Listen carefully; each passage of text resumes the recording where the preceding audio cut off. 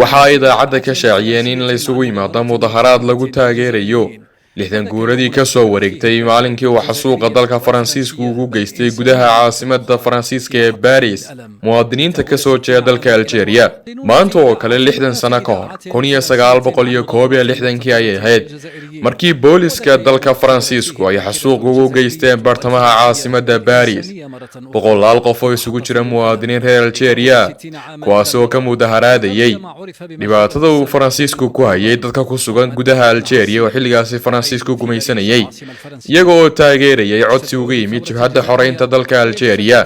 kuwaas oo ugu baaqay inay taageeraan isla mar ahaantaasina ka soo horjeestaan dhibaatada uu Faransiisku ku hayo shacabka Algeria taabadelkeedana ay taageeraan codsiga jabhadda xoreynta dalka Algeria taasi oo keentay in markii hore ay hawshu ku bilaabanto Algeria sidoo kale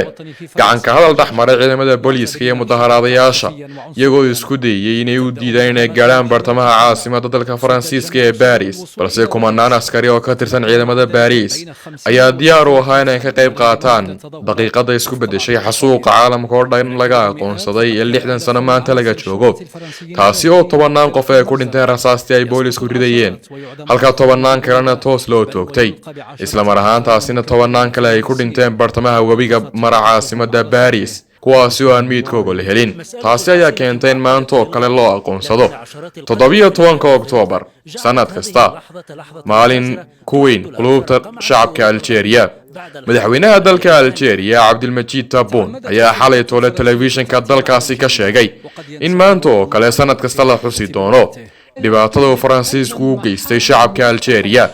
isla mar ahaantaasina daqiiqada aamusnaana la sameyn doono sanad kasta 17 Oktoobar maanta oo kale si loo xasuusnaado buu yiri dhibaatada uu Faransiisku ka geystay gudaha Algeria iyo dibadiisaba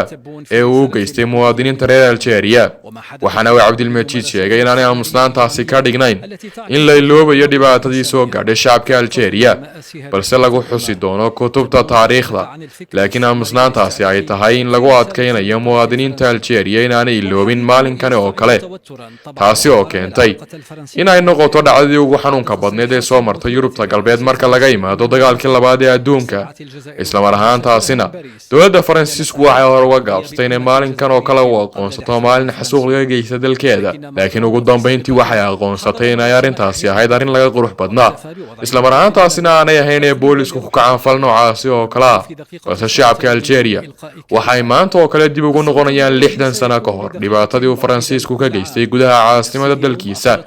ee ku kaceen booliska ku labisan darka ciidamada sharciga ee dalka Faransiiska